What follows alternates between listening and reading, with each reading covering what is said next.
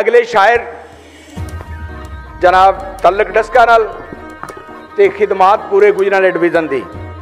मेरी मुराद बड़े बड़ा शायर, बड़ा उर्दू और पंजाबी का बड़ा खूबसूरत नाम ते नाम ही बड़ा सोहना है, राणा दिलशाद साहब जी। उन्होंने के गुजारिश है कि स्टेज पर तशरीफ।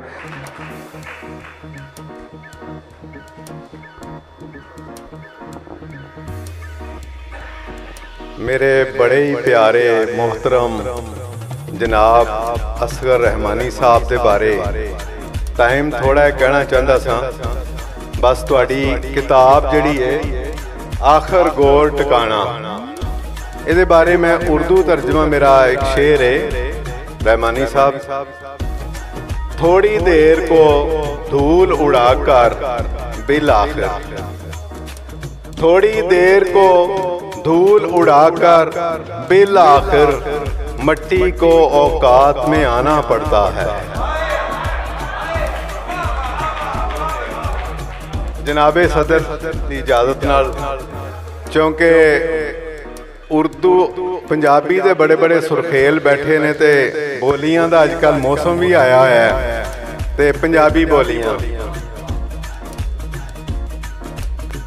तेरी दीद तू जे रहंदियां ने खाली, रहमानी साहब तेरी दीद तू जे रहंदियां ने खाली ते खसमां नू खाण अखियां। तेरी दीद तू जे रहंदियां ने खाली ते खसमां नू खाण अखियां। उन्हें लिया जदों ना पीले रंग दा, उन्हें लिया जदों ना पीले रंग दा, सरों ते जवानी फुट पई।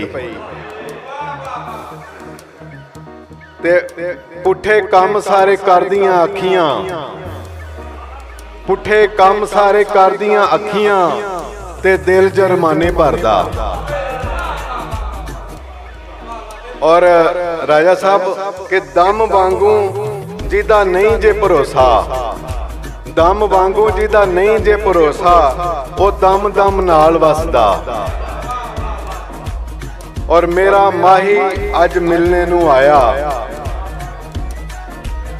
बई तवज्जो होनी चाहिए है, बड़े इन्ने लोग बैठे हुए पंडाल दे विच हैं जी। मेरा माही अज मिलने नू आया, तली उत्ते सरों जम गई। और चंगा हुंदा ते तू सिम लै दिंदा, चंगा हुंदा ते तू सिम लै दिंदा, ओ बोलियां सुनान वाले आ। चंगा हुंदा ते तू सिम लै दिंदा, ओ बोलियां सुनान वाले आ। सत रंग ओदे सारियां ने वेखे, सत रंग ओदे सारियां ने वेखे ते अठवां मैं आप वेखिया। सत रंग ओदे सारियां ने वेखे ते अठवां मैं आप वेखिया। और धी मुख नू लुका के जदों रोई, धी मुख नू लुका के जदों रोई ते कंध विचों बाहां उगियां। धी मुख नू जो लुका के जदों रोई ते कंध विचों बाहां उगियां।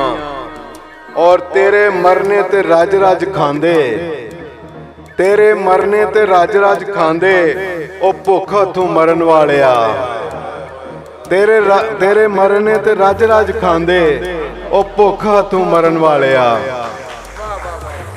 और आखिरी बोली कि जदों मैनू मैं मेरे विचों कड्डां, जदों मैनू मैं मेरे विचों कड्डां, मेरे विच तू दिसदा।